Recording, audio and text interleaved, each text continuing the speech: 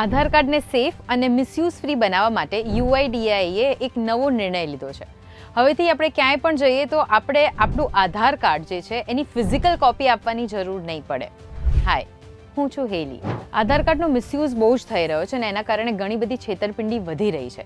એને જ કંટ્રોલમાં લાવવા માટે હવે એવું થશે કે આપણા આધાર કાર્ડમાં ખાલી આપણો ફોટો હશે અને QR કોડ હશે. ફોર એક્ઝામ્પલ, આપણે કોઈ હોટેલમાં ચેક ઇન કરીએ છીએ તો ત્યાં હોટેલવાળા આપણા આધાર કાર્ડનો QR કોડ જે હશે એને સ્કેન કરી લેશે અને બધી ઇન્ફોર્મેશન મેળવી લેશે. પણ એ જે ઇન્ફોર્મેશન છે એને એ લોકો સેવ નહીં કરી શકે, ખાલી વેરીફાઈ કરી શકશે.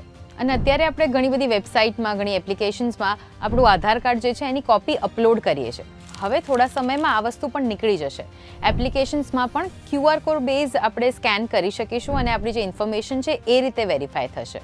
આ એટલા માટે જરૂરી છે કારણ કે સાયબર ફ્રોડથી થતી ઘટનાઓ હવે વધી રહી છે અને હવે આ જ વસ્તુ આગળ કેરી ફોરવર્ડ ના થાય એ માટે થઈને આ પગલાં લેવાઈ રહ્યા છે.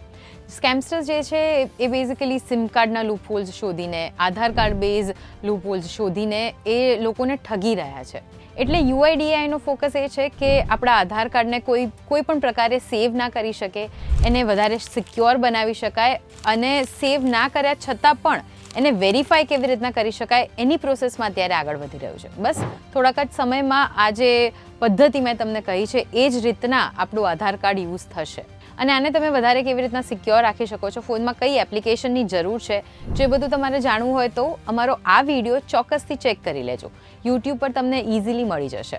અને તમે ઈચ્છતા હો કે તમે તમારી મહેનતથી કમાયેલા જે પૈસા છે એ સ્કેમસ્ટર્સ ના ઉડાડી જાય તો આ વિડીયો ચોક્કસથી જોઈ લેજો. અને આવા જ ઇન્ફોર્મેટિવ ન્યૂઝ માટે ગુજરાત સમાચારના પેજને ફોલો કરી લો.